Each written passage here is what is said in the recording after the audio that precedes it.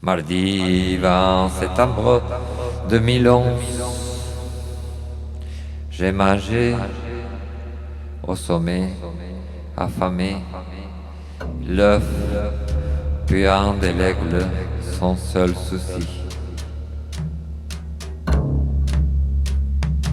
Dans son orbite, l'œuf du Saint-Esprit porte la chauve-souris.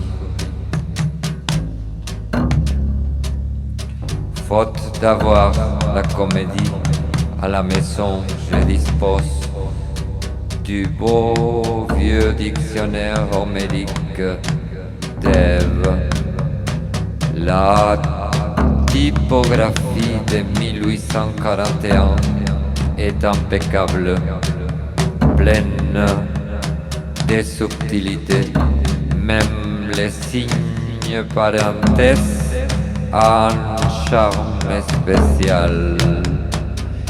Et déjà une belle écriture de mots grecs, un astérisque, un subtil pentacle pour ponctuer les noms propres, apprendre l'alpha et commencer à lire. L'on retrouve une suite d'idées et comme dans la blague, beaucoup de personnages. Pour ce qui est de la blague en espagnol, l'on te racontait qu'on était en train de lire un très très gros pavé de romans avec plein de personnages, avec un drôle de titre. Page blanche. Et puis, on improvisait une suite alphabétique d'événements.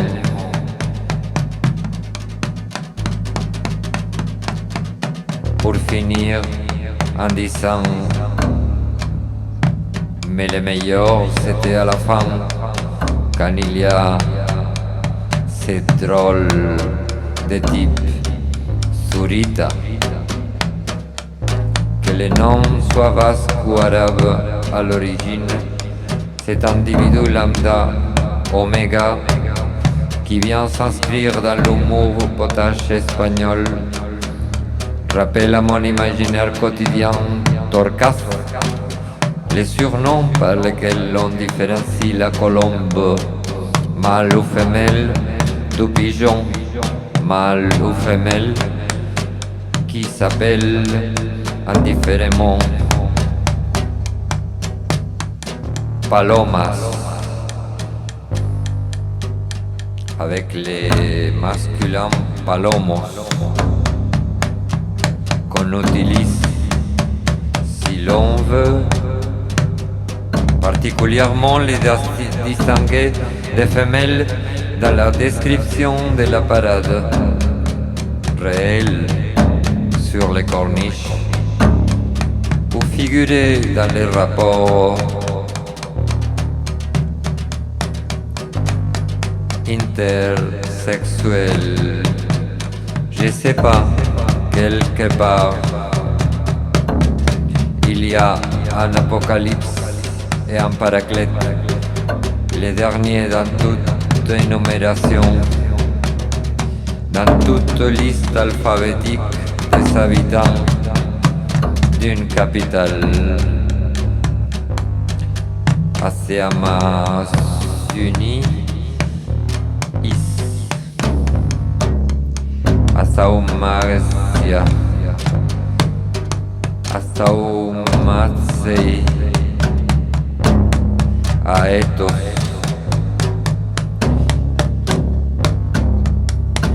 Enfin, il faut lire les descriptions, il faut sauter les descriptions dans un roman, ni dans un dictionnaire, même si elles ont tendance à être abstruses et brouiller la plupart des fois les jeux de personnages.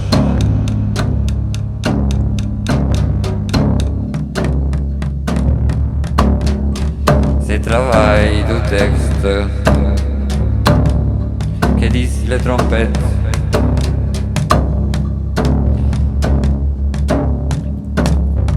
chercher un Ophel en grec.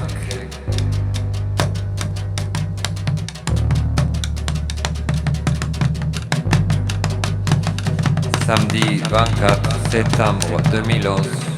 I go where the in crowd goes. La politique de l'amour échappée à Dante. D'abord, si l'on veut vivre la vie avant de crever, puis je me demande si Cavalcanti, dans la petite anthologie que je possède, peut suffire. Je regarde les films de Watkins sur Edvard Munch. L'actrice ressemble à Eve. Il y a une autre actrice qui ressemble à la poétesse Clarisse Gorokhov. Un contrepoint de la simplicité de la foi, la simplicité dans les compliments à un ami. Perché di tutte siete la migliore. Rien de plus compliqué pour un poète que la sincérité ouverte de Cavalcanti, pour laquelle Dante ne montre le moindre penchant. Il est bien vrai que Dante se voit dans les années qui sont en train de passer de la haute foraine, qui doit ronger un pain qui pour lui a le même goût que la merde, selon ses propres dires.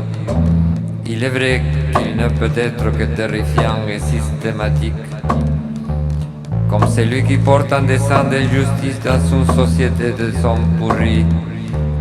Mais peut-on dire que Cavalcanti ne recevait pas sur la gueule les mêmes bêtises humaines qu'il s'est jamais donné à la facilité, à la coupable complaisance?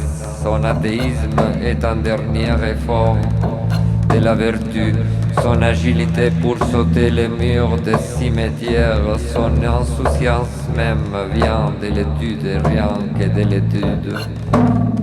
Je vous raconte n'importe quoi, je suis un speaker, je ne vois que la sphère qui court sur l'herbe et je ne donne les coups de pied qu'elle reçoit rythmés par la folie du stade. Je vous parle des poètes, ce n'est pas quand ce n'est pas les philosophes, comme si c'était les joueurs du football. Il s'agit bien d'un jeu, d'un caucus race. But who has won? Everybody has won, and all must have prizes. Et c'est Alice, la vérité, qui donne le prix, l'exacte quantité de bonbons qu'elle porte dans la poche de sa robe.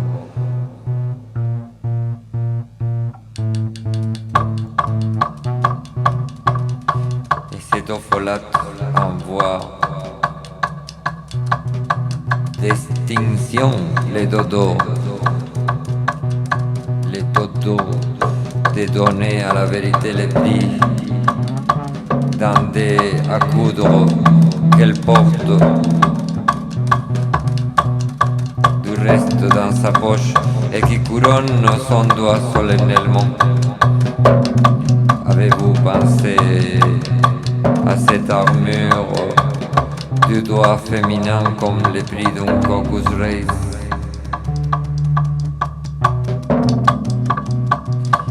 Qu'est-ce qu'on veut dire, de qui on parle quand on dit les féministes ont trouvé lamentable le discours de DSK?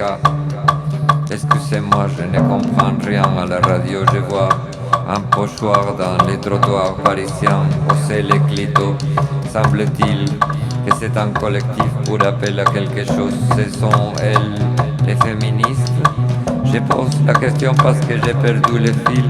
Ou bien c'est un monsieur qui a mis cet écriteau par terre juste à la sortie d'une école qui se cache pour voir les réactions des petites filles. Ou c'est les dodos?